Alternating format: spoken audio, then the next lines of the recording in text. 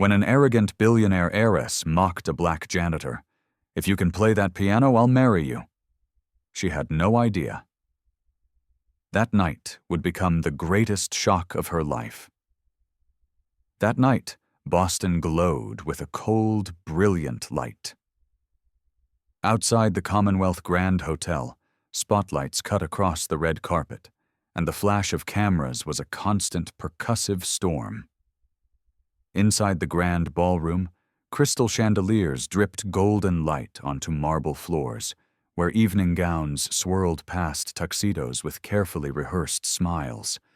It was a typical high society charity gala, where tales of generosity flowed as smoothly as the champagne, and the hands that had polished the floors since dawn were meant to be invisible. Samuel Jones pushed his cleaning cart along a service corridor, the rags folded with the same precision he'd maintained for 5 years working here. He knew the silent language of this place. The cool, brief nods, the eyes that looked just past your shoulder, the way footsteps would subtly shift to keep you out of the camera's frame. A PR staffer, clipboard in hand, swept by, tilting her chin slightly. "Let's make sure all staff stays out of the shot. Thanks." Her tone was neither harsh nor unkind. It was simply stated as a law of nature, as if the lights were designed to shine only on certain people. At the start of his shift, the manager had said, "Samuel, use the service elevator, buddy. Don't cross the main hall while guests are being photographed." The word buddy sounded friendly but also distant, a convenient way to avoid reading the gleaming Samuel on his name badge. A security guard happened to walk in the same direction. His glance wasn't hostile, just trained, scanning, preventing, monitoring. Samuel showed his staff ID with a polite smile. The man nodded and walked on. But when Samuel skirted the edge of the main hall to collect a few empty glasses, the sound of polished black dress shoes followed him for a few beats. A silent escort. On a small stage at the far end of the room sat a Steinway & Sons Model D, still and elegant like a promise. The polished black surface caught the chandelier's light, scattering it into 1,000 tiny stars. Samuel paused, not because he was tired, but because a memory brushed against him, the scent of polished wood, the cool touch of ivory keys under his fingertips. He turned away. He was here to clean, not to play. The crowd flowed around him like a river.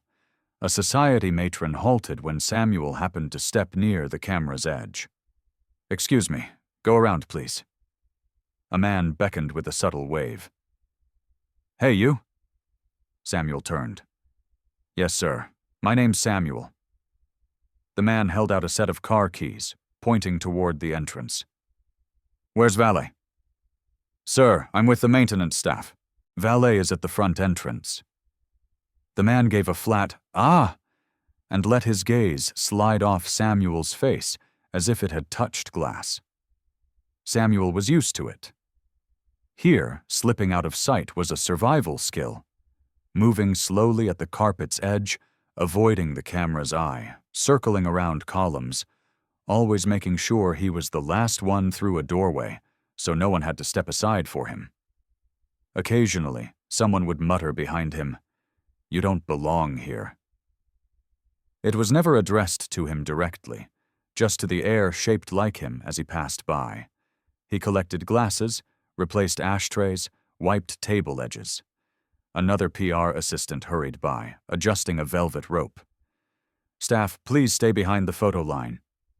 "Understood," Samuel replied, his voice as flat as the freshly polished floor. Martha, the veteran housekeeper, passed by and set a small bottle of water on his cart.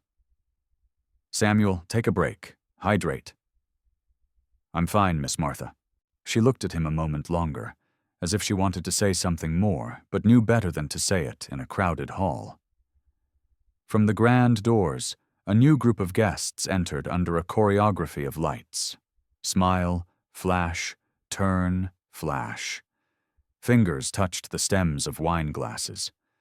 Eleanor Vance emerged at the center of it, her cobalt blue silk gown catching the light like a sculpted flame.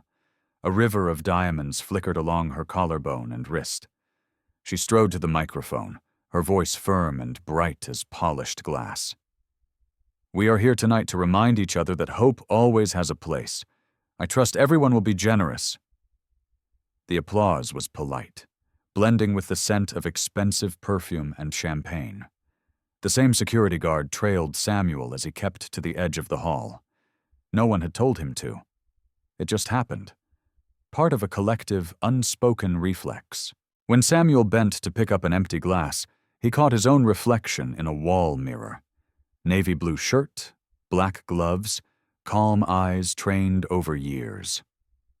On the far side of the glass lay a neat story of kindness and charity. On his side was the man who polished those stories until they gleamed.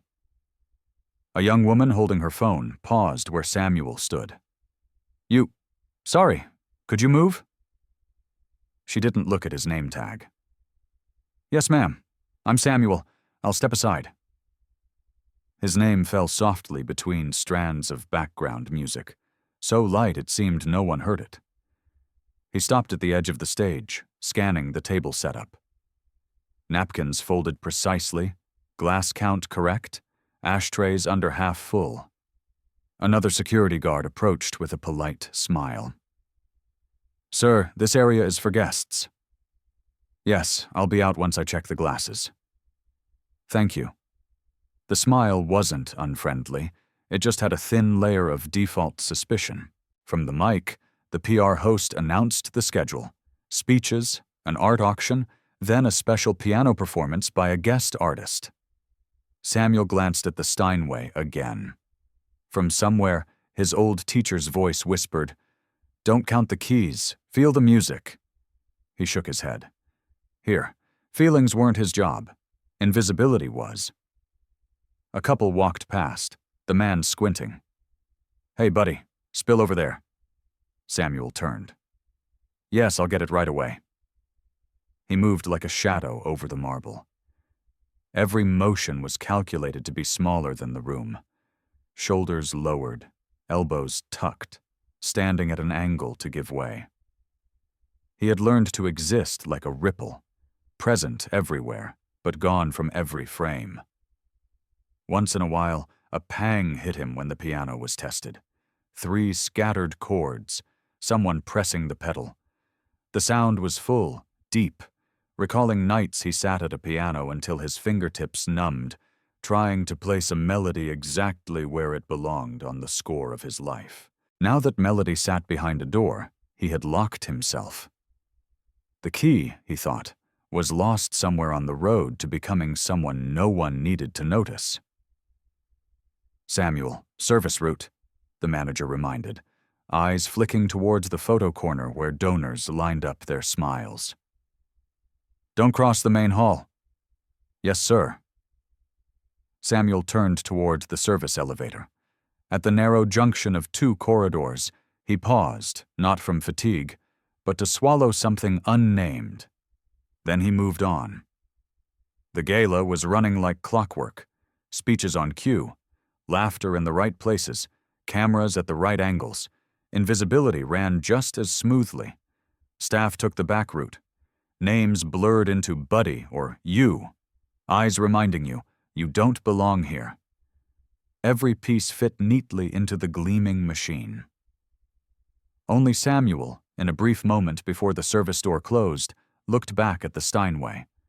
The chandelier's light spilled over the piano's surface, pooling into a quiet glow. He exhaled softly, as if placing a small stone into a river. Then he pushed his cart inside, the door closing behind him, quiet as a blink. Dignity has no uniform. It has courage. The service elevator door had barely closed softly behind him when Samuel steered his cart back toward the edge of the hall to collect the last few glasses before the speeches began. Everything was running on schedule, and he knew a single scratch in the flow could shift the entire tone of the room. A PR woman, clipboard in hand, swept past, speaking as if to the air. "Remember, keep staff out of the photo line." Across the room, a security guard unconsciously matched Samuel's movements without needing any orders. In the camera's circle of light, Eleanor Vance stood as if she were the fixed point of a carefully drawn graph. The cobalt blue silk gown clung perfectly, diamonds catching the light, her smile set to the correct angle. In her head ran a list of risks: a major shareholder irritated by last week's labor dispute, an unpredictable journalist present tonight, a new donor who needed wooing. The speech outline, the camera angles, who stood with whom, what must not happen. She knew them all by heart, like multiplication tables. What she didn't factor in was the human element outside the plan. Samuel bent on one knee, reaching for a glass that had rolled deep under a table. He straightened just as Eleanor turned away from a camera, flicking her wrist. Champagne splashed in a golden streak across the blue silk. A breathless second passed before the room's attention shifted, eyes converging, phones lifting. "What the hell are you doing?" Eleanor's voice cracked, sharp as glass. Samuel placed the glass on his cart, straightened, and opened his hands as if to steady the air in the room. "I'm sorry, ma'am. Sorry?" she cut in. "You stained this dress. Do you have any idea how much it costs?" The question wasn't meant to be answered. It measured the gap between someone entitled to demand and someone who needed permission to exist. A businessman smirked. No janitor could cover a scratch on that dress. Laughter rippled on instinct. Another voice, loud enough to be heard. "People like you should stick to the back." The security guard stepped closer, not to threaten, just standing like a period at the end of an accusation. Samuel kept his voice even. "I can cover the dry cleaning bill, ma'am." He knew the words were as thin as tissue. A month's wages wouldn't survive a boutique invoice. For Eleanor, the fatigue of living in a cage of expectations condensed into a reflex. Reclaim control. She half-turned, pulling the room's attention back to herself. "How about this?" she said, her voice a command redirecting the crowd. "If you can play that piano better than a professional, I'll marry you." She smiled, the sound cold and sharp. A beat of silence. Then the room erupted. Someone joked, "Careful, there are more white keys than black." A few token shhs, but eyes kept smiling. The harmless joke slid neatly into an old mental groove, Race wrapped in laughter to avoid naming it. Standing at the fringe, Martha tightened her hold on a stack of napkins. She looked at Samuel, then at Eleanor. She recognized that look. Someone who had never had to ask themselves whether they were allowed to stand here. "No need to make this a big deal, just a little accident," a woman said, but the cameras stayed up. Samuel could have slipped into the service hall as always, becoming a gap for the wave to glide past. But tonight, something in him refused to retreat. "I don't need you to marry me," Samuel said, eyes steady, his voice low but clear. "If I can do it, I want you to keep your word." A few chuckles shot out, testing how serious he was. Eleanor arched a brow, trying to reel the moment back into a joke. "Perfect. Show us, buddy." She pressed the word buddy like a stamp, one more way to avoid saying his name. "Let's make a wager on it," a guest shouted. Another called out, $500 says he can't get through the song perfectly." A third guest laughed with contempt. "I'll bet $1,000 he can't even play for 30 seconds. Around the room, wallets snapped open as people pulled out cash. By turning his potential failure into a game, it gave them a clean excuse to enjoy the show without admitting they were all participating in a man's public humiliation. The PR woman glanced at Eleanor. A second's frown, then a thin smile. If framed right, the clip could boost reach. In Eleanor's mind, goodwill charts, audience reach, and headline potential flickered past. She'd learned to measure everything in numbers and had forgotten how to measure in people. Samuel shook his head when the bills were pushed toward him. I'm not taking your money. Then what do you want? Just one thing. If I do it, you'll remember every word you just said in front of everyone here. A thin pause. Eleanor laughed longer this time, confident she still owned the story. Deal. Plenty of witnesses here. She pointed toward the stage. That piano. The whole city's ready to watch you. The security guard walked in parallel, escorting a moving Risk. Arthur Finch, the music critic, stood still like a comma, observing how a smirk could rewrite a person. He looked at the Steinway, then at Samuel, his eyes flickering with anticipation. Come on, someone urged, smiling as thin as a blade. Don't keep us waiting. Lots of white keys. More laughter, loud but cold. Eleanor adjusted her gown. For a split second, her gaze touched Samuel, not as a person, but as a prop to be assessed. Deep down, the fatigue was still there. Urgent emails, early meetings, shareholder pressure, but she'd chosen to let that exhaustion spill into power, and power without restraint always finds the lowest surface to pour onto. Samuel inhaled. He set the cart to the side, removed his gloves, folding them neatly. All the habits of making himself smaller than the room, he performed them one last time before stepping into the space opened by eyes and cameras, a space waiting for a fall. After you, Eleanor said, her voice smooth but cold. Time to prove it, buddy. The room swelled with an ooh of excitement. At the crowd's edge, Martha gave the smallest shake of her head. Only Samuel saw it. Arthur Finch stepped half a pace forward, hand in his suit pocket, ready to witness ability, not spectacle. Samuel walked.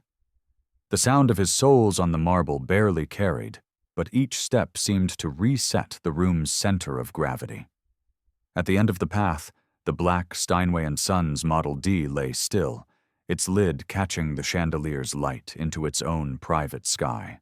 The laughter hadn't fully faded, still falling here and there like late hail.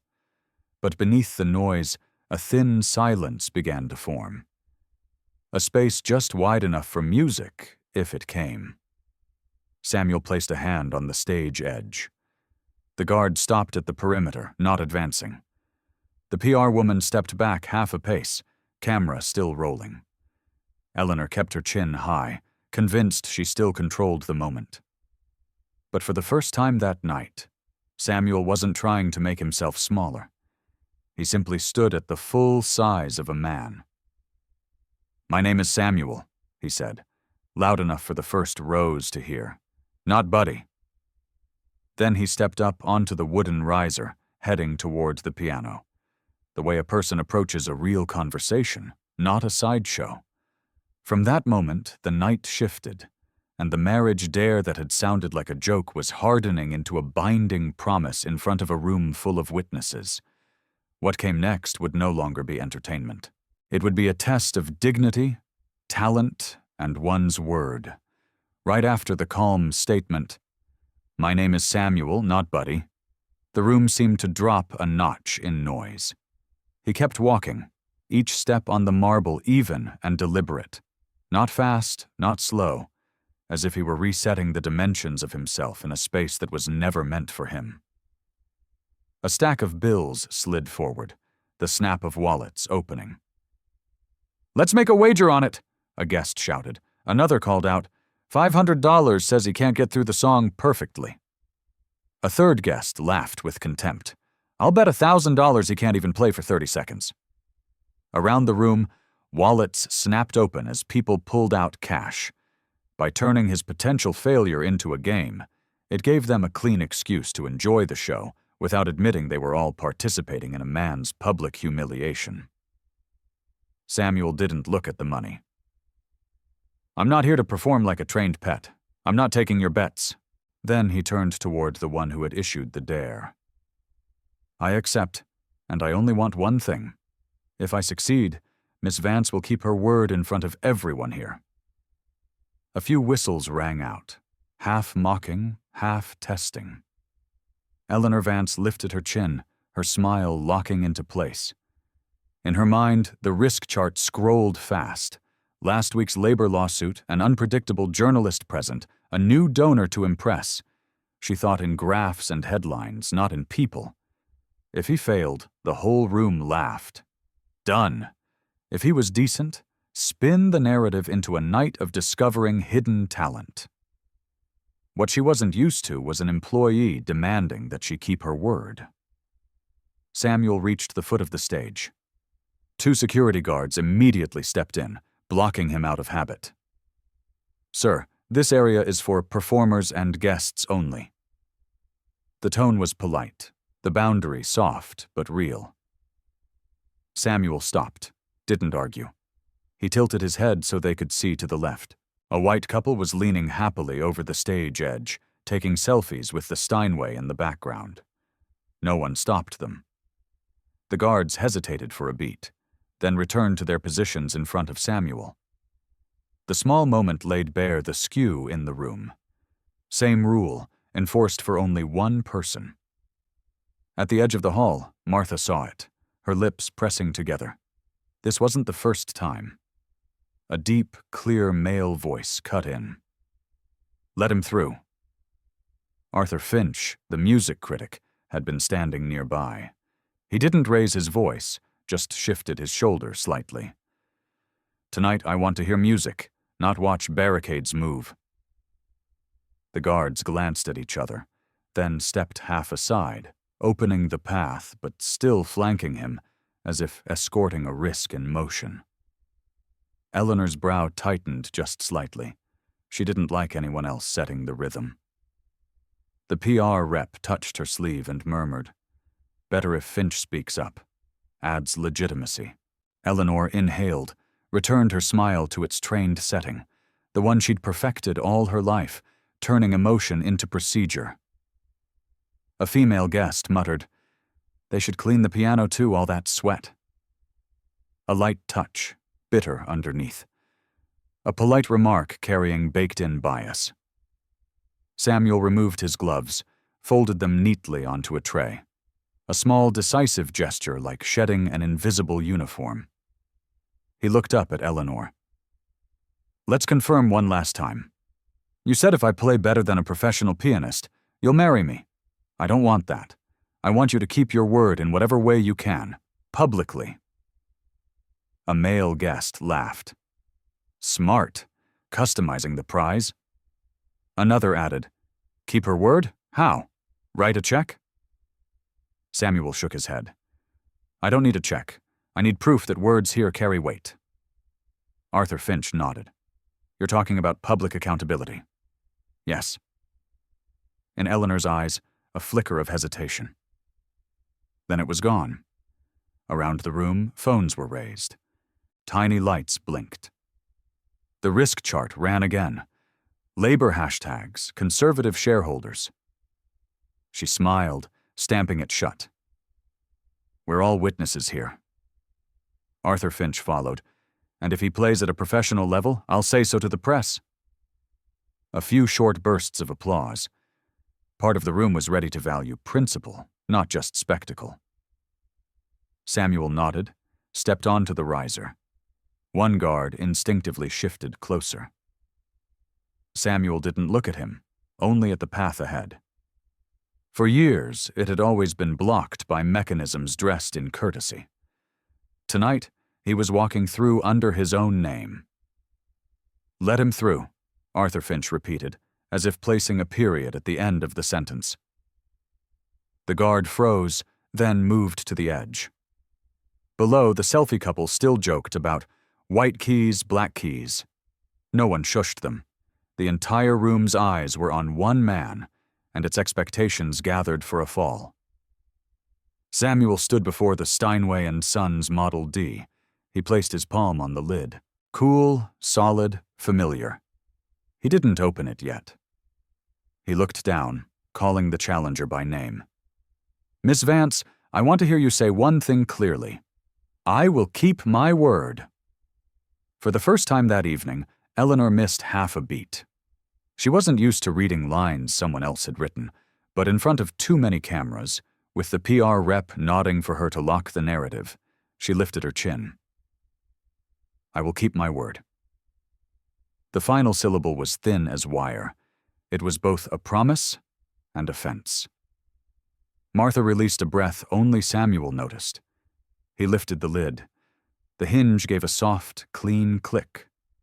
In the front row, a woman whispered to her friend, "What if he really can play?" The friend shrugged. Then we've got a good story. They still spoke about a story, not a man.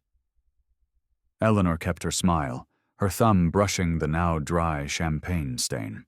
The fatigue at the base of her neck, day-long meetings, urgent emails, difficult shareholders had been poured into a dare as easy as snapping her fingers.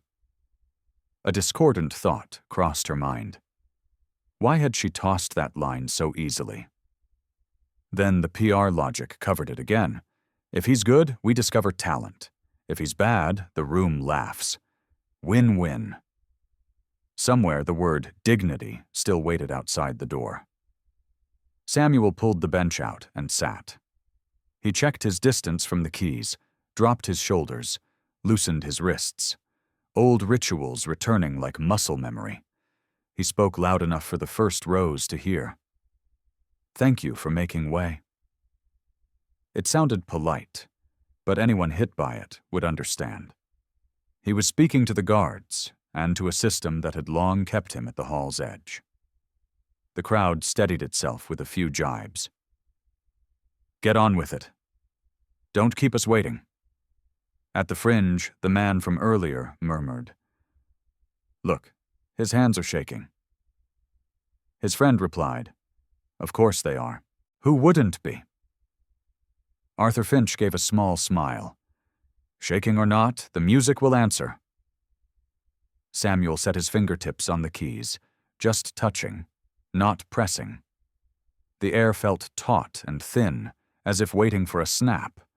He had refused the money, made I will keep my word echo in front of witnesses, and walked through the barrier under his own name. All that remained was the sound of the piano.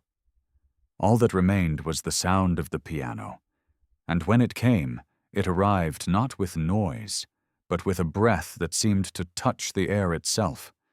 Samuel struck the first key, as if tapping gently on the surface of water. No showy vibrato, no flourished runs. Just a clean note, then a second that opened the door for summertime to step in. He chose a tempo half a beat slower than usual, giving each phrase room to breathe. His left hand laid down a soft foundation, like bare feet on a summer sidewalk. His right hand spoke sparingly, each note falling with exactly the weight it needed. The pedal was pressed briefly, released quickly, letting the resonance cling to the marble of the hall before dissolving like mist. Samuel wasn't telling a story. He was setting down sentences. The silence between them didn't block the listener's ears.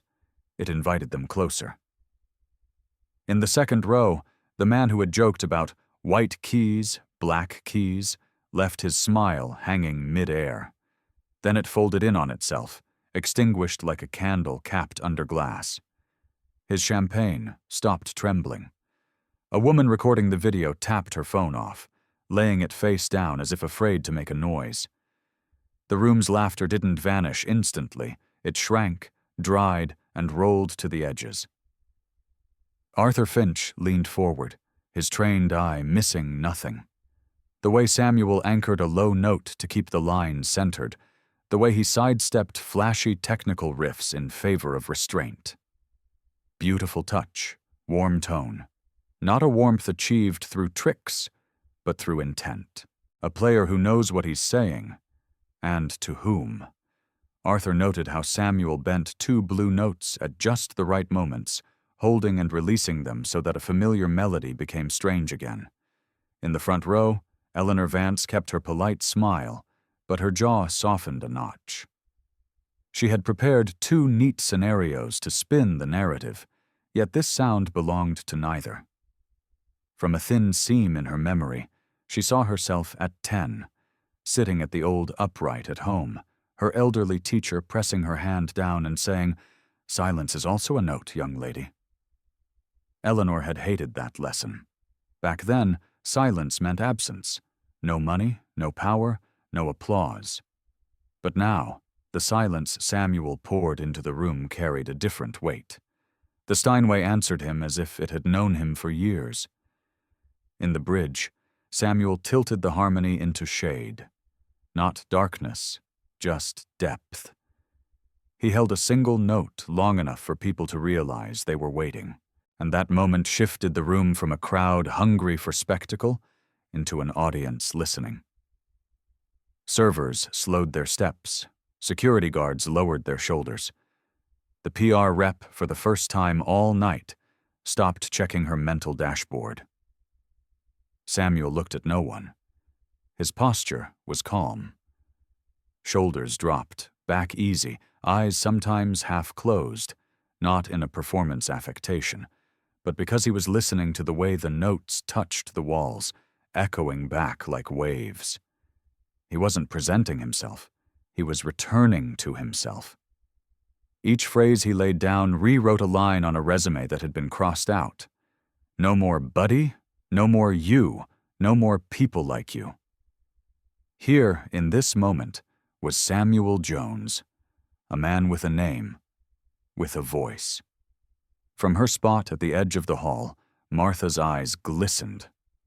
When Samuel slid into a small ornament, she thought of all the mornings she'd watched the staff clock in, each carrying a life no one bothered to ask about. She felt this music walk alongside them, as if someone had stepped out from the service hallway, set a chair in the middle of the red carpet, and said, "Sit. Tell me." Somewhere across the room, the hum of the HVAC, background noise everyone had lived with, vanished from consciousness. The man with the cigar lowered his hand.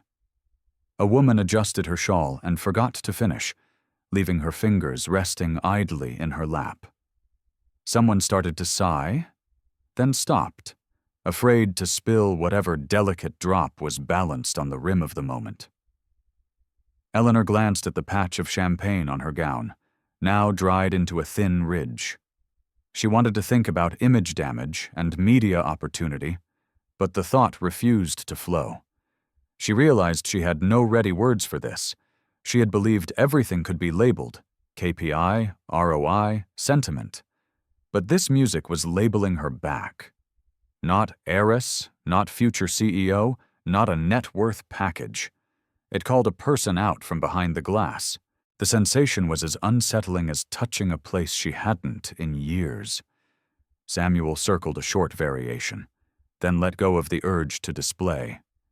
He stopped before the coda, as if standing at a crossroads. He chose the simpler road home, returning the melody to where it began, without embellishment. It was a cultural decision. Summertime in his hands wasn't a finger exercise. It was a doorway into a current of memory. Porches in summer, front steps, voices that softened the edges of a long day. He didn't need to say black culture. Anyone with ears could hear its current.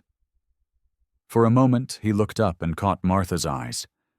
No smile, no nod, just a glance that confirmed he knew she was there, and therefore knew that all the people like her, those hands that polished floors to a gleam since dawn, were here too. Arthur Finch listened closely enough to notice what wasn't played. He silently counted the length of the pause between phrases, the way Samuel returned to the tonic without weight. This wasn't an accident. It was a choice. He dipped his head slightly, as if accepting an invisible handshake. Maturity in music lies not in adding more, but in leaving more out. When the final note fell, Samuel lifted the pedal, letting the sound die away completely. No exclamation point, no fireworks, just a small round period. And then, silence.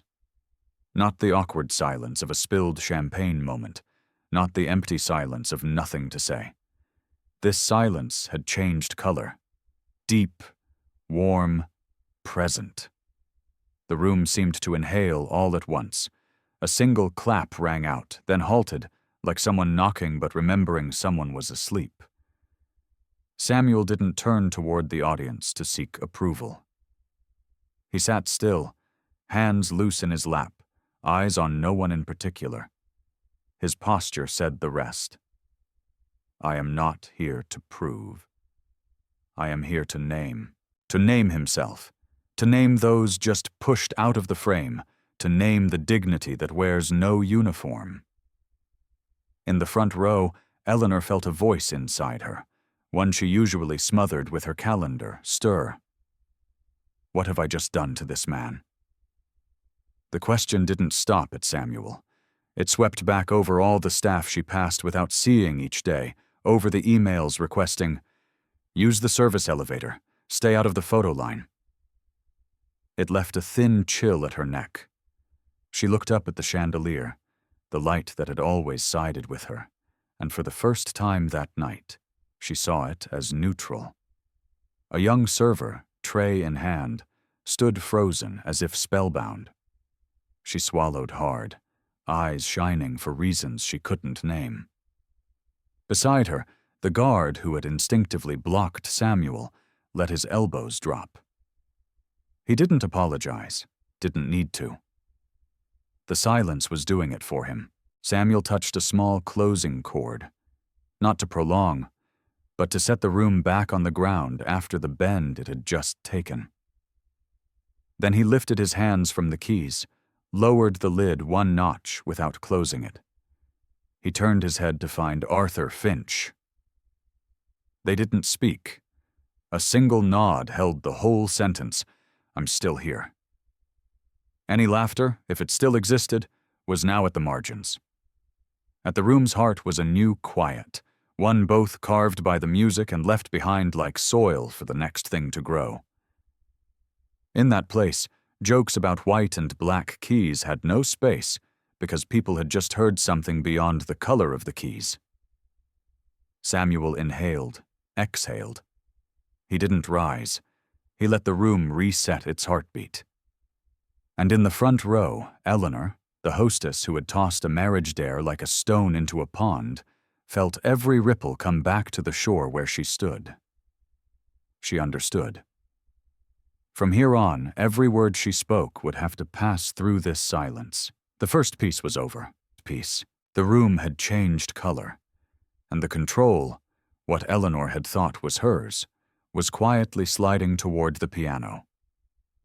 The transformed silence hadn't yet faded when Samuel tilted his head, as if listening to the room one more time. He didn't stand.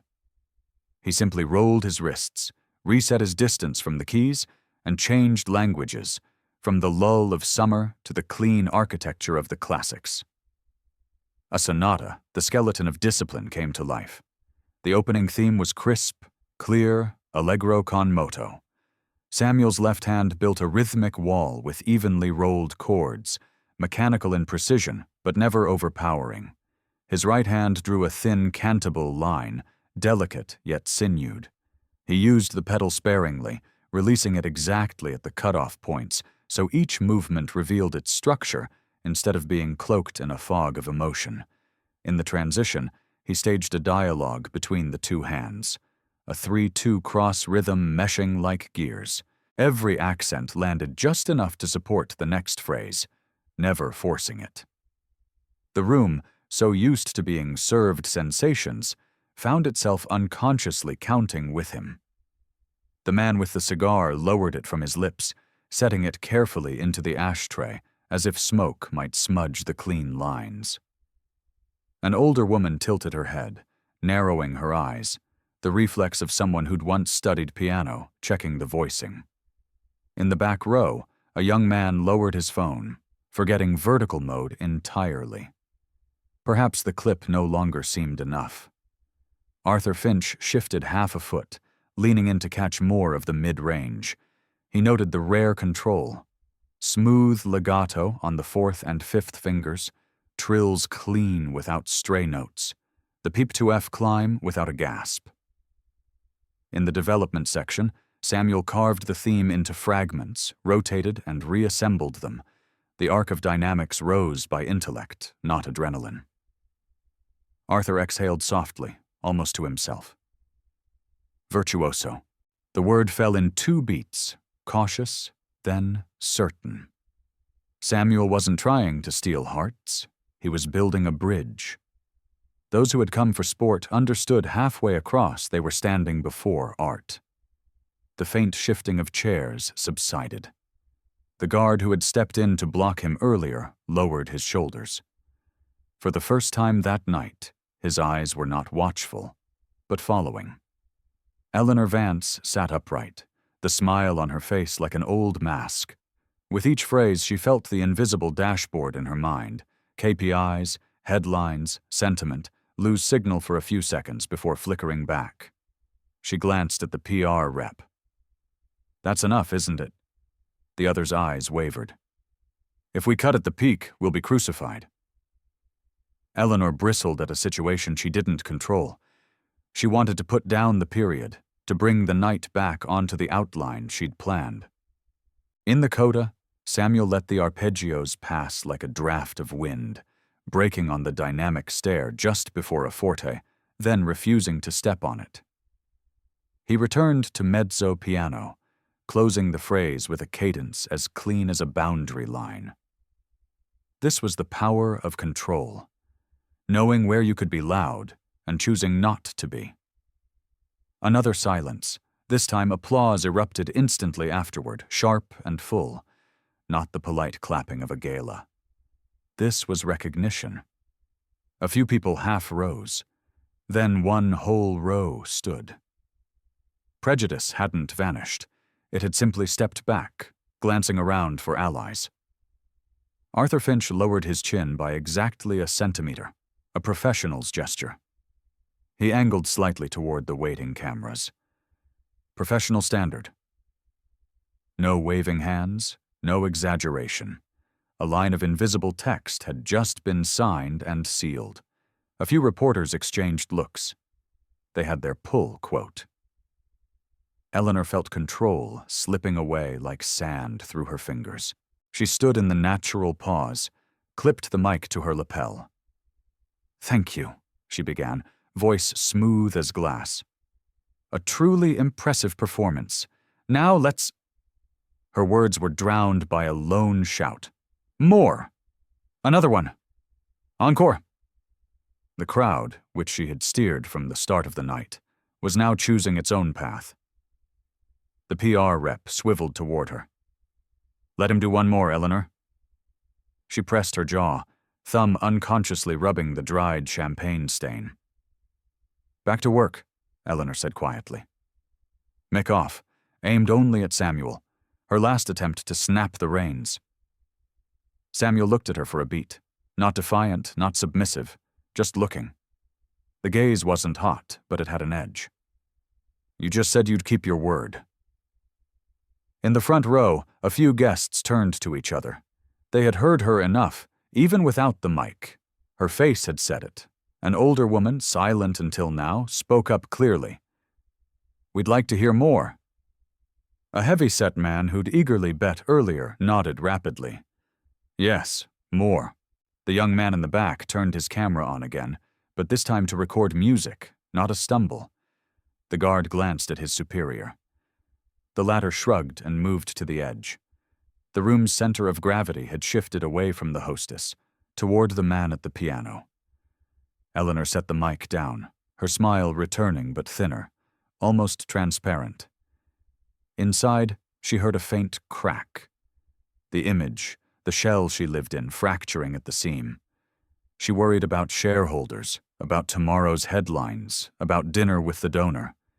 But at the same time, an uninvited question came. Why do I want to cut this short? The schedule? Or because I can't stand that someone who doesn't belong here just redefined the room? Samuel swiveled his bench slightly, staying on stage. He looked over the rows, calling for more, not to collect approving eyes, but to gauge the breath. He found Arthur Finch. They caught each other's gaze amid the murmurs. Arthur gave a small nod. Another invisible signature. Samuel placed his hands on the keys. But before playing, he said, just loud enough for the first rows to hear, "Thank you. I won't make you noisier. I'll let the music do its part." He inclined his head toward Eleanor, a polite gesture without submission. "I respect you, and I remember your word." He queued up the third piece in his mind, one that would drain both his technique and stamina. But he didn't rush. Silence had just learned its job. Let it work one more beat. Phones lifted again, but the angles had changed. Now people were aiming for the entrance, not the fall. At the edge, Martha laid a hand over her heart, a smile just beginning at her lips. She saw the other servers standing a little straighter, as if the spine of the whole evening shift had been realigned. The guard who had often blocked Samuel stepped back another half pace, not in fear, but as if not to blur the outline taking shape. Eleanor sat down. The PR rep whispered the revised schedule. "We'll call this a special set. After this next piece, you step in to thank him and announce the auction." Eleanor nodded, eyes never leaving Samuel's hands. She didn't know if she was hoping he'd stumble so she could reclaim control or soar so she wouldn't have to hold it anymore. Samuel lowered his wrists. The opening theme of the next piece hadn't sounded yet, but the room was already leaning toward the piano. Somewhere, the feeling of sport had slipped from the grip. What remained was art, and the people standing before it, no longer hiding behind their roles. He closed his eyes for half a second, just enough to hear the clock inside click into place. Then he opened them, struck the first note. The room, like a sail catching the perfect wind, swelled, and the night decisively shifted into a new orbit. The very first note landed, and the entire room leaned towards the piano. Samuel locked the door behind any lingering doubt. No more lullabies, no more separate architecture of discipline. He chose an extreme technical piece. Steep double-note passages, long octave leaps, razor-close hand crossings, shifting 3 to 4 to 6 polyrhythms trading rolls without pause. This wasn't a piece to sound pretty. It was a summit that demanded both muscle and nerve. His left hand drove an ostinato smooth as a belt drive. His right hand strung staccato beads as precise as a sewing machine. In the second section, he bent the theme into a left-hand trill, a difficult, rarely chosen move, while the right hand walked the high register like a tightrope walker. The pedal was dotted only at phrase openings, lifted before any clouding could occur. Even on repeated note runs, he used a wrist rotary instead of the arm, keeping the speed without breaking the sound. Everything was control, no strain showing. The audience held its breath in the face of visible difficulty. The man who had once joked about white keys, black keys, drew his hand away from his glass. The security guard who had blocked Samuel earlier was now unconsciously leaning forward. Martha gripped the edge of a table, the pulse in her wrist clear in each beat. The PR woman looked up from her screen, abandoning an unsent text. Laughter had slipped out of the room long ago. What remained was attention. Eleanor Vance tried to erect a mental fence quickly. This was her event. This was her story to tell. If necessary, cut. But the music belonged to no fence. It took its own route, through the chandeliers, through the cameras, past the KPI formulas. In the coda, Samuel pushed a tremolo octave to the lip of fortissimo, then didn't break through. He reined it in, detoured into a short glissando, returning the phrase to piano like a graceful stop command. The break was so smooth that the whole hall felt as if it slid half a step further. Silence. 1 beat, 2, then an explosion. Then, a thick, unified standing ovation erupted. The front row stood, then the back. Chairs clattered, glasses chimed, but no one cared. Phones rose like a forest, no longer hunting for a fall, but holding on to a moment. At the stage's edge, Arthur Finch clapped half a beat slower than the rest, as if to measure it precisely, then spoke just loud enough to be caught by someone's recording mic. At a very high professional level. Samuel remained seated, hands loose. He didn't bow yet. He gave the room back to itself. The commotion belonged to them. Eleanor took the mic. "Thank you," she began, but the clapping didn't drop. One group of guests shouted, "Encore!" Another called, "Samuel!" She tried again, her voice smooth. This time the applause surged like a wave.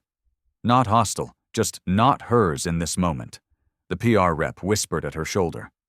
"Don't cut it now." Her phone buzzed constantly. Internal messages, social media tags, an email from legal counsel. Avoid binding statements. Marriage is a personal legal matter. From mid-hall, a man's voice rang out. "You said you'd marry him if he played better than a pro." Another followed. "Keep your word." Several cameras pivoted up to her face, stage lights catching the rise and fall of her collarbones with each breath. She remembered exactly the "I will keep my word" she'd said earlier, words Samuel had made her repeat. They felt like a lock now, clasped around her wrist. Not a legal shackle, but a moral one. In her head, two dashboards crashed into each other. Reputation, shareholders, donors, lawyers, marital clauses on one side. A room full of witnesses, a respected critic's professional level on the other, and a video already on fire. She knew legally the joke meant nothing. Marriage couldn't be coerced. She could dismiss it as hyperbole. But in the court of public ethics, she was cornered. Refuge in that, and the story became heiress promises, then reneges. She was locked into a personal decision, irrational, dangerous. Samuel rose just as the clapping dipped a notch. He didn't walk toward the mic. He bowed slightly, enough to honor the room standing. Then he looked straight at Eleanor. No demand, no pressure, just the reminder in his gaze. The words are on your side. Arthur Finch stepped half out of his row, speaking at a clip-worthy volume. From a professional standpoint, he just performed at a level I'd gladly put my name to in print. No more, no less. It was exactly the stamp that tightened the moral lock. A few donor faces turned to each other. They knew Finch's words had weight. The PR rep nudged the mic toward Eleanor. "We talk about keeping one's word and supporting talent. Flip the narrative." Her phone lit up again. An investor asking, "What's going on?" A journalist requesting a statement. Corporate counsel texting, "Do not confirm intent to marry." Eleanor flashed back to her teens, the first time she was told, "Don't let anyone steer you. Keep your hands on the wheel." Now the music was steering. "We'll pause here," she tried, but another corner of the room answered, "No, more." The crowd wasn't rude. They were united. And that unity, through applause, through the critic's signature, was demanding she face her own words. Samuel lifted his hand, signaling for quiet one more moment. He said, "Just enough. I don't need a wedding. I need people to keep their word." The line reframed the debate out of marital law back into the ethics of speech. Something everyone understood, everyone could judge. An older woman, clear-voiced with authority, called out, "You can keep your word another way, but you have to keep it." Several heads nodded. A way out cracked open. No forced marriage, but no broken promise either. Eleanor swallowed hard. She wasn't cruel. She was trained to win. And winning, in her dictionary, meant never losing control. In this moment, she had to learn a new word, right. Not the right move, but the right thing. A second standing ovation rose, this one for the night's redefinition. Even the security guard clapped, offbeat but genuine. Martha dabbed the corner of her eye with the edge of a napkin. Arthur Finch pocketed his phone as if submitting his testimony. At the edge of the hall, an elderly lady squinted. "I know him." Her neighbor leaned in. "I think he used to be at the conservatory. Samuel Jones." The words threaded into the taut fabric of the night, a cut that would drop the next act, revealing his identity and past. Eleanor heard conservatory and felt her neck tighten. If the story turned into forgotten prodigy, every eye would swing back to judge her, not just for a cruel joke, but for abuse of power. She set the mic down and took a long breath. Before her was no longer a gala, it was an ethics trial, and the jury, already standing, was staring right at her. Samuel returned to the piano, resting his hands on the lid as if closing the file on his performance. He didn't take the mic. He let the silence do the next job, forcing the room's power holders to hear the sound of their own breathing.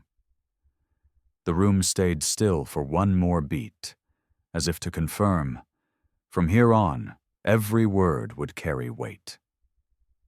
It was in that silence, freshly reset to give weight to words, that an older woman's voice rose softly from the edge of the hall. "I know him." Heads turned. She stepped forward half a pace, adjusted her glasses. Samuel Jones."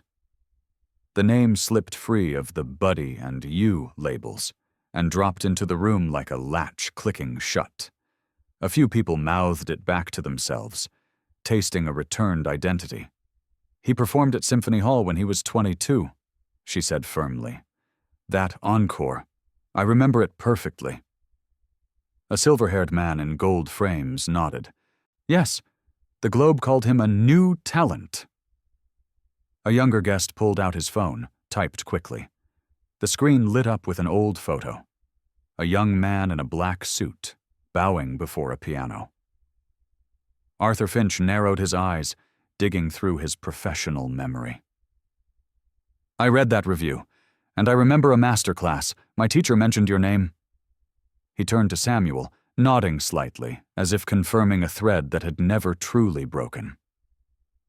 Eleanor Vance's breath stuttered half a beat. She looked to the PR rep for info. The other checked her phone, whispering, "Old photos are surfacing. Samuel Jones just popped." Eleanor's own phone buzzed. An email from legal, no public statements on marriage, a text from an investor. What's going on? But the one line she couldn't sidestep was the name. Samuel Jones. It rolled steadily in her mind, pushing aside words like KPI, sentiment, and ROI. The space opened around Samuel. He stood straight, dipping his head slightly, as if apologizing for being recognized. Martha stepped half a pace from the edge, her hand gripping the corner of a napkin. She hesitated. This wasn't something to parade before a crowd, but she had just watched him get turned into a punchline. She raised her voice enough to carry. "If we're talking about Samuel, let me tell the rest." The room quieted instinctively before a housekeeper's voice with years behind it. "Samuel's mother was sick for a long time," Martha said plainly, adding no tears. "They lived on 2 shifts, hers and his. When her condition worsened, the medical bills came like a storm. His first piano, the one he'd saved for through scholarships and side jobs, was sold to pay hospital costs." A woman brought her hand to her mouth. A man slowly set his glass on the table. Martha looked at Samuel as if asking permission. He nodded, eyes closing for a beat. She continued. "He left the conservatory, took night cleaning jobs to pay rent, pay debts, survive. And music." Martha searched for the words. Music became tied to the smell of antiseptic, to white sheets, to the sound of monitors. He locked it away. Arthur Finch added a piece, professional but warm. "Talent doesn't vanish. It buries itself when it has no nourishment." He looked around, placing the phrase where non-musicians could understand. Martha lowered her gaze, then lifted it again, her face firming.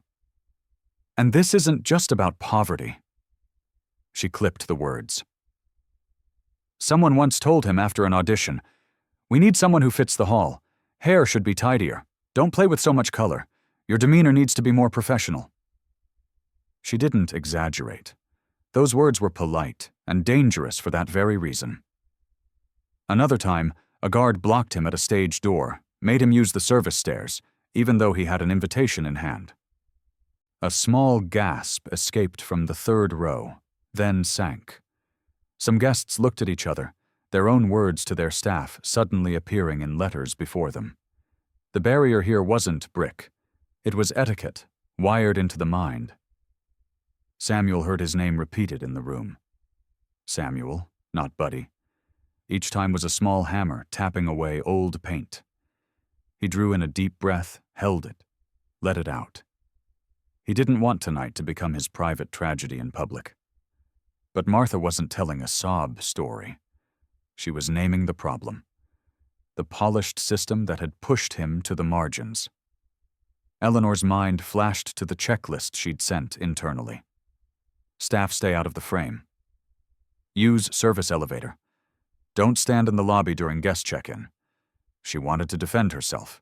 That's procedure, not discrimination. But behind that thought came another, quieter one. Who writes the procedure? She looked at Samuel and, unbidden, saw the simplicity in his stance contrasted with the complexity of the glass casing around her own life. Arthur Finch gave a small nod to Martha, a thank you for naming it plainly. He added the professional credential. At the conservatory, he topped the piano class 2 semesters in a row, he said. I have an old note from a professor. Deep touch, wide ear, pedal control rare at his age.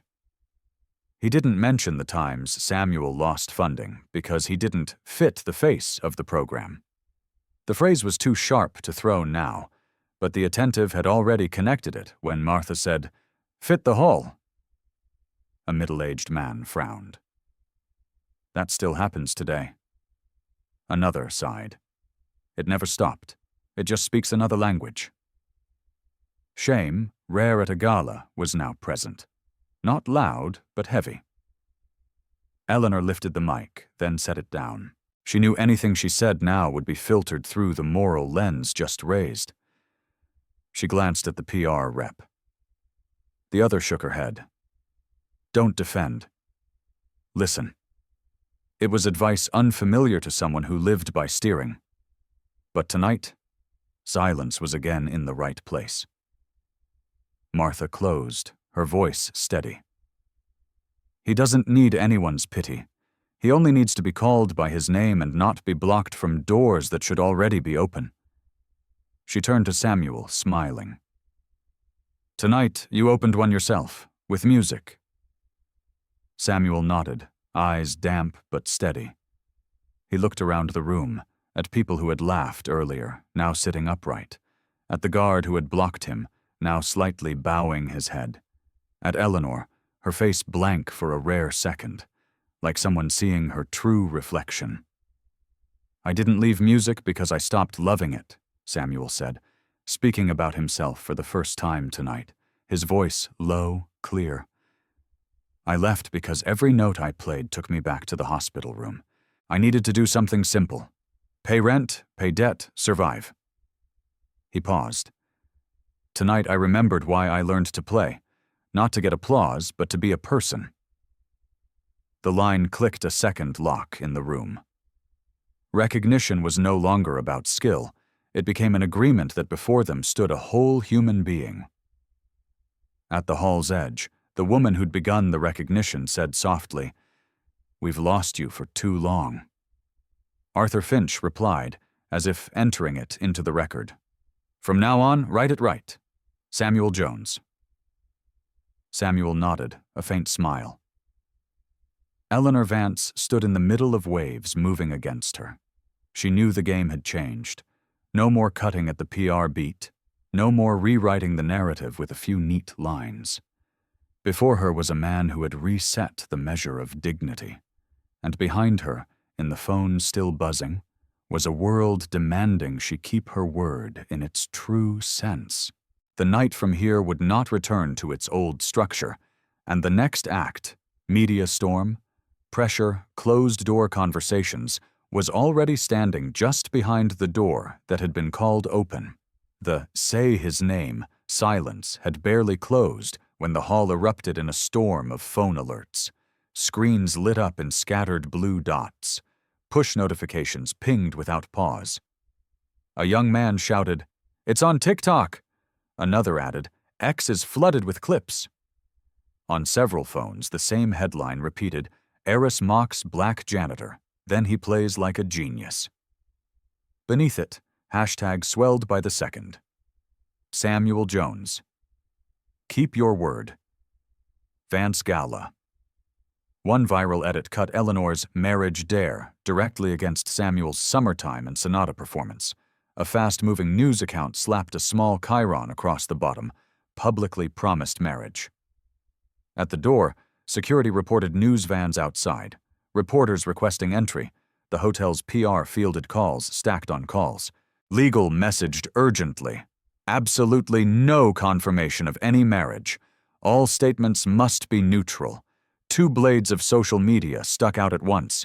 On one side, comments demanding justice piled up. "Respect dignity. Keep your word. Incredible, Samuel." On the other, the shadow side swelled, mockery digging into his personal life, doctored images turning tragedy into a circus. Even the applause was clipped into meme format. Eleanor felt control slip away like coat buttons popping loose. The metrics dashboard in her head, sentiment, reach, risk, flashed red and green like a trading floor. An investor texted bluntly, "Don't let private matters become a corporate commitment." Legal wrote, "Marriage is a personal matter, cannot be publicly binding." PR leaned close to whisper, "One wrong word and we'll spend a week cleaning this up." In front of the piano, Samuel stood still. He watched the crowd spiraling into a vortex of clips. This was not what he had built tonight for. He looked up, his voice calm but clear enough to carry. "We're turning tonight into a circus." A few heads jerked up. He turned to Eleanor. "I suggest we speak in private, not to hide, but to move from mockery to making it right." A ripple of dissent. "No, say it here. Keep your word in front of everyone." Arthur Finch raised his hand for quiet. "If you want the right answer, both sides need to speak to each other like adults." He wasn't shielding anyone. He was protecting the quality of the decision. Martha added a half sentence, leaning toward conscience. "Let them talk." Eleanor met Samuel's eyes. No pleading, no threat, just an invitation. A string inside her slackened. She gave the smallest nod. PR mapped it instantly. Manager's office, second floor. Security opened a path through the sea of people and cameras, forming a corridor out of elbows and polite murmurs. A few shouts followed, but Arthur Finch stepped in with a soft block. "You'll get your answer. Give them 5 minutes." The front row fell quiet, stepped back half a pace. The cyclone swung off Samuel's heels and fixed on Eleanor's back. The office door shut, the noise dropping like a dialed-down volume knob. Eleanor leaned against the table, thumb rubbing the faded champagne stain, a habit when tense. Her phone glowed with incoming calls and texts. Legal team, PR group, 2 shareholders, a reporter. Samuel didn't sit. He stood a measured distance from the desk, hands loosely clasped. "I'm not here to force you into a wedding," Samuel began plainly. "I want you to keep your word the right way, to the person and to the culture of this place." Eleanor looked up. "Keep your word? Can that be quantified?" Her tone stayed smooth but dry. Years of experience told her everything had to be converted into measurable units before it could be managed. Samuel nodded. "It can. 1, a public apology. Use my name. Acknowledge the act and its impact. None of that, if anyone was offended, language. 2. Concrete commitments. He counted them off on his fingers. The Jones Family Scholarship Fund for underprivileged music students, quarterly free community concerts, and bias awareness training for management, starting with you. He paused, eyes steady. 3. Procedural change. Remove the keep staff out of frame rule. Call employees by name. Stop blocking service elevators without cause. Set up listening sessions with frontline staff and an anonymous channel. Eleanor heard training, listening, drop procedures, and felt a flicker of irritation. These, to her, were synonyms for losing control. She swallowed the reflex and asked, "And your part?" "I take no money. I take an opportunity to return to music, to play for the public, especially where music is rare. I'll advise you on building a culture of respect, not on stage, but in hallways, in emails, in meeting agendas." In Eleanor's mind, 2 voices wrestled. The old voice, "This is a crisis. Shut it down. Forget it." The new one, quiet but right. "This is your one chance to do something that matters." She looked at Samuel, realizing what unsettled her most wasn't his demands, but his precise calm. No begging, no bargaining. He was setting the standard. Her phone buzzed again. Legal, only say respect for talent. Commitment to inclusion, avoid keep your word. Too risky. Porn, if we pivot to Scholarship Plus programs, positive spin possible. Investor, avoid setting a precedent. These arrows all pointed to a safe path. Speak smoothly, do little. But safe was now dangerous. The crowd had already heard. Keep your word. Dodging it would pour fuel on the fire. "If I do this," Eleanor asked slowly, "will it be seen as admitting to a systemic fault?" Samuel, "If the system has a fault, admitting it is the only start to fixing it." She hesitated a beat at the simplicity of it. She'd been taught since childhood to win, not to admit. But tonight, winning meant being right. "About that line, I said." "I'll marry you," Samuel said. "No one has the right to force marriage. You can keep your word in the human sense. Use your power to lift, not to press down." The words settled into the room like a weight that fit exactly. Not ornate, but clear. They paused. The far-off noise outside the hall was like surf behind glass. Eleanor, for the first time, let go of the champagne stain under her thumb. "I need one thing. I don't want to become a character in someone else's clip. If I agree, I'll say it in my own words." Samuel, "All I need is for it to be done. The words are yours. The work is ours." The door cracked open. The PR rep poked her head in. "They're waiting. The local news is already inside." Arthur Finch stood just outside, not crossing the threshold, asking only, "Are you two all right?" Samuel looked to Eleanor. She took a long breath, not for show, but to choose. "I'll apologize.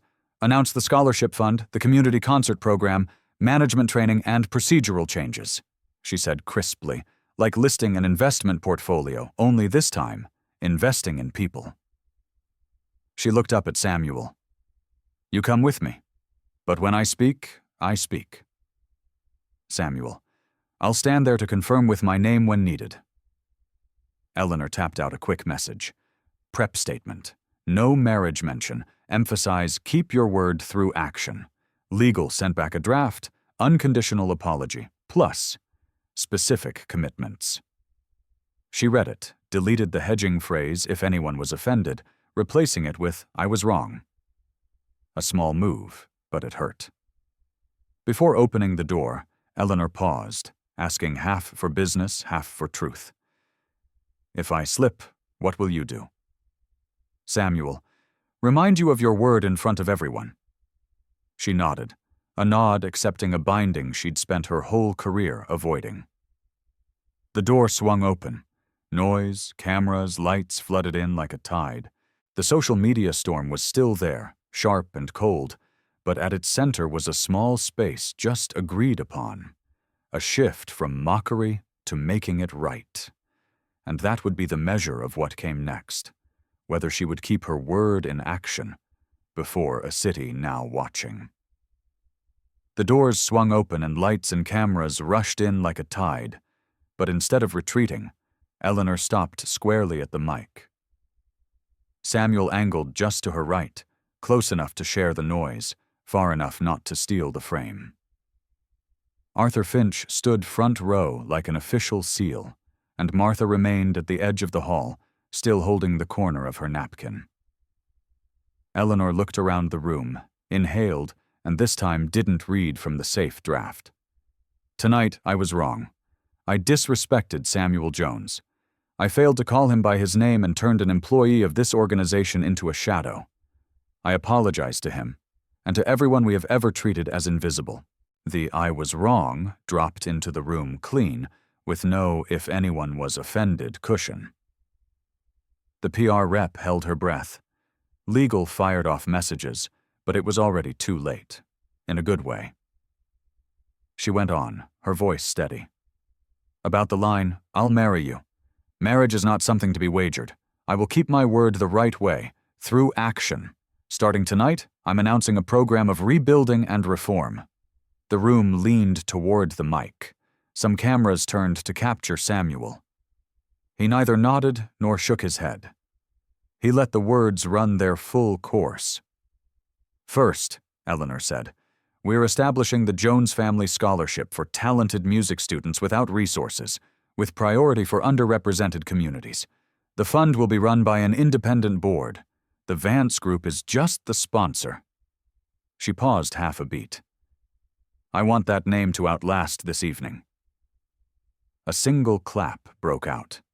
Not polite, but the reflex of seeing a door being built. "Second," she raised her head, "we'll launch the Keys for Dignity Community Concert Series in Roxbury and Dorchester. Free admission, full union pay for musicians and crew. Samuel Jones will open the first show, and we commit to bringing music to places that rarely hear it." Samuel turned to her and said quietly, "That's the part I agree to." Cameras caught it, quietly anchoring it to the official record. "Third," Eleanor said, "mandatory anti-bias and DEI training for all management, starting with me.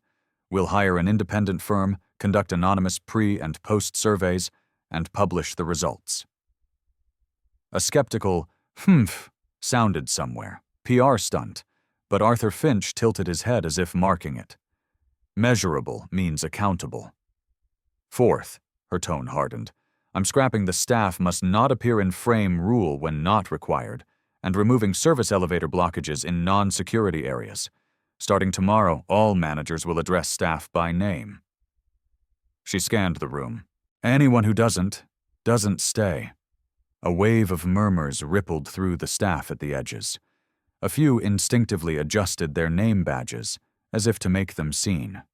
"Fifth," Eleanor paused, then said plainly, "We're raising our minimum wage to a true living wage per city standards and adding health stipends for night shifts.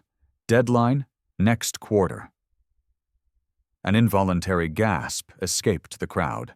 This was no longer PR. This was budget. "Sixth," she slowed, "every month I'll hold a listening session with frontline staff, with an anonymous channel direct to the executive board.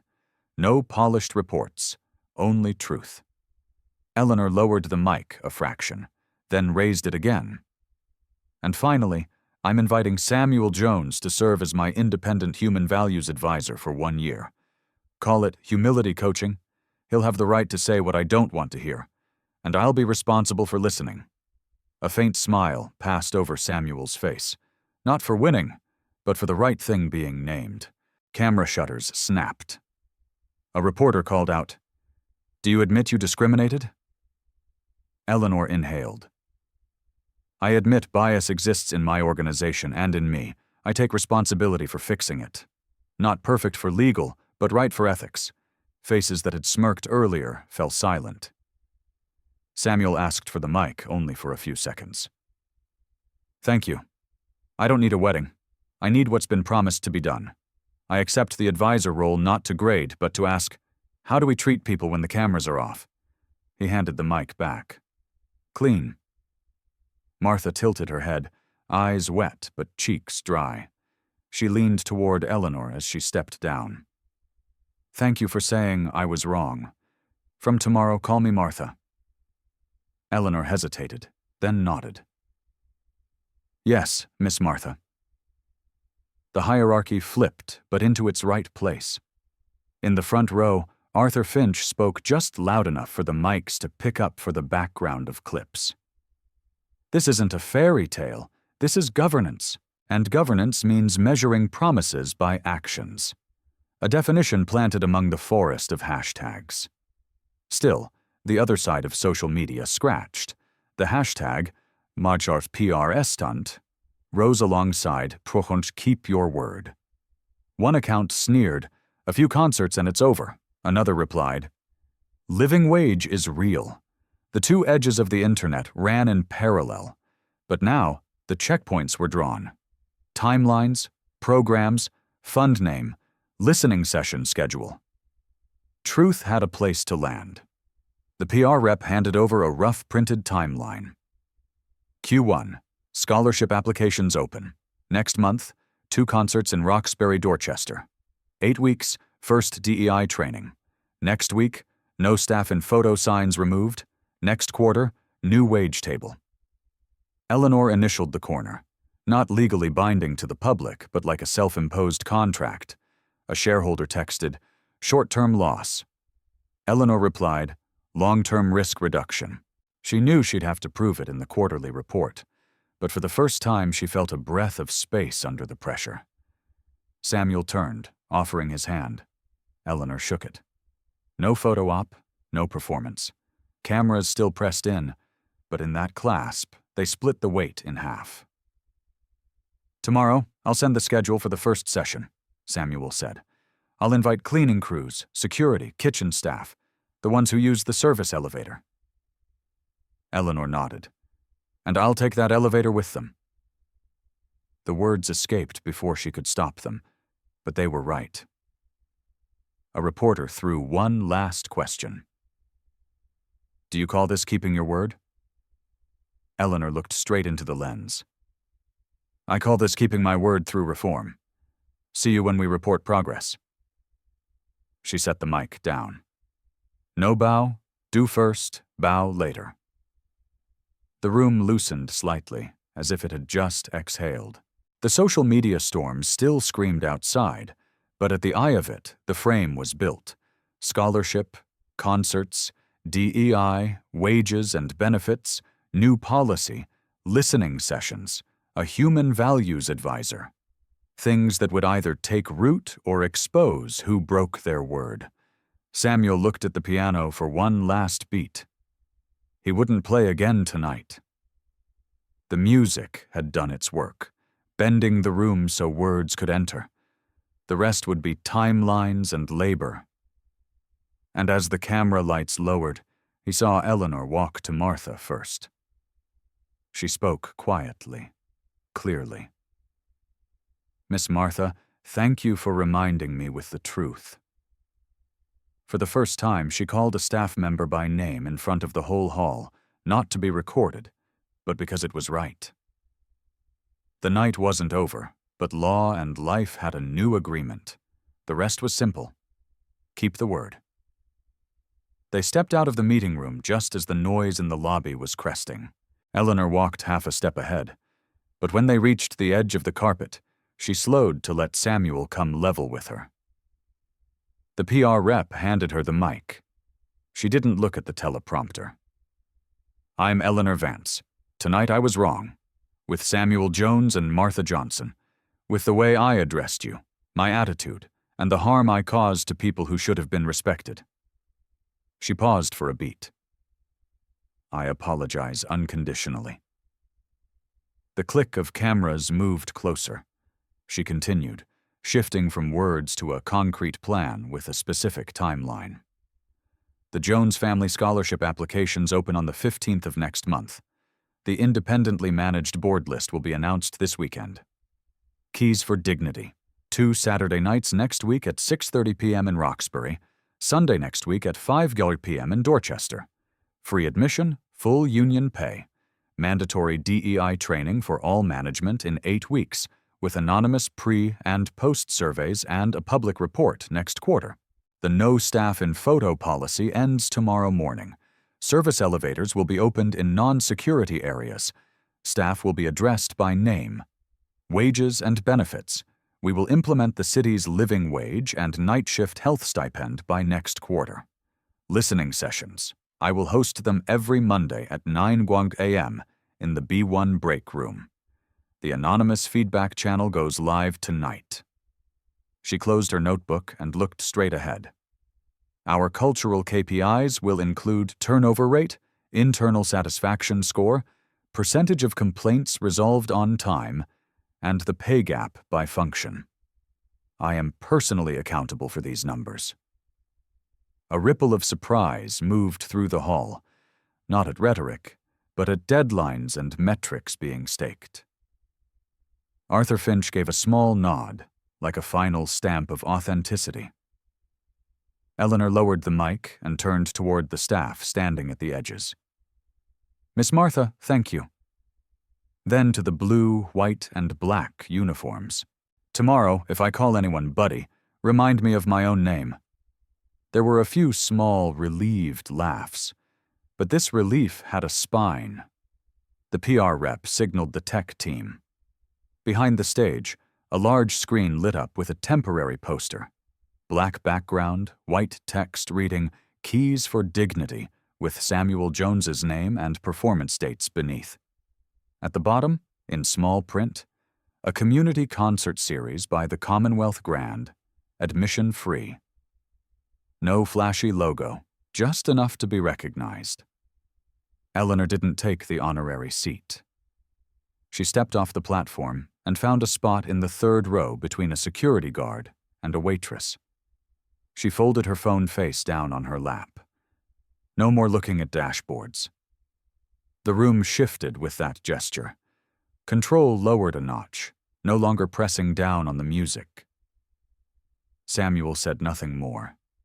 He sat at the piano, the lid closed by a 3rd to sweeten the bass and soften the upper register. This one's for second chances, he said softly, and for those who've been made invisible. The melody he wrote wasn't ornate.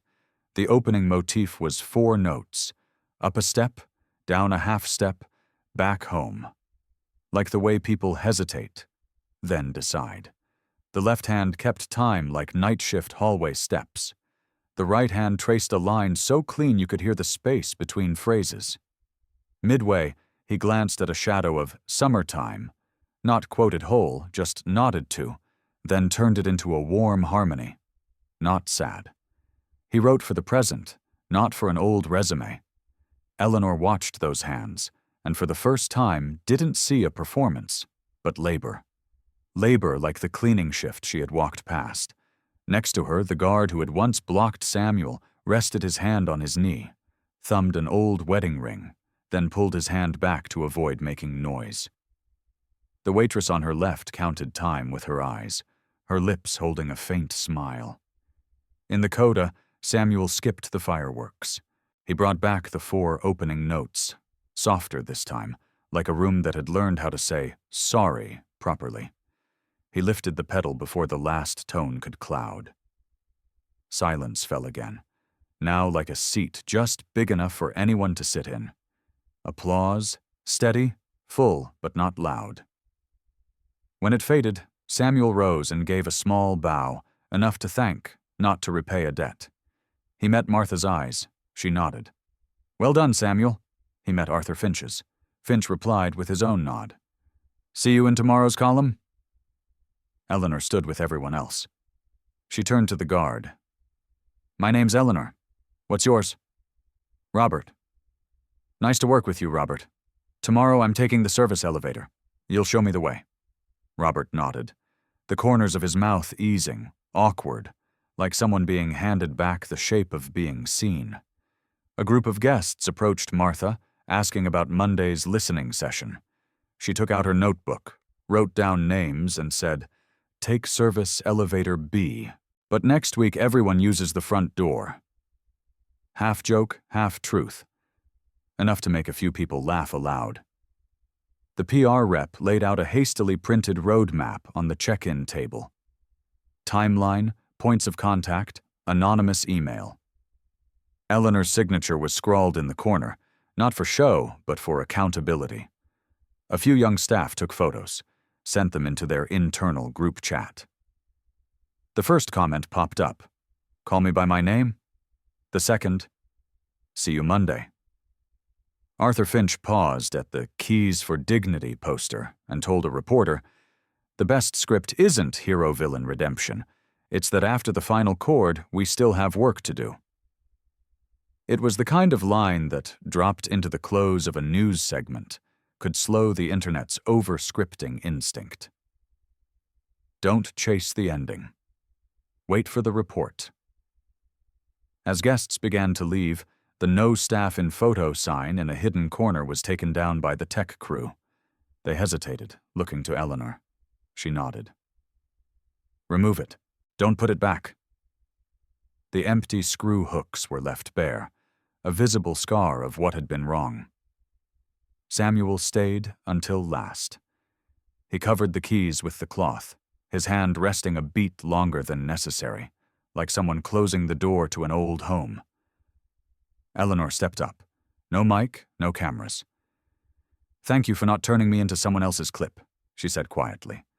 "Tomorrow if I slip, remind me." "I will. And if I keep my word, remind me too." Samuel smiled. "I will, so others can see it." Outside, Boston dropped another shade into night. Inside, people leaving the hall passed the cleaning crew starting their shift. They greeted each other, called each other by name, not perfect, but in the right direction. The last line of the night didn't come from a mic.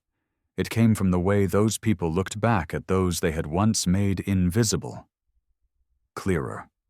Closer. Dignity has no uniform. It has courage. And a promise is only worth as much as the actions that keep it.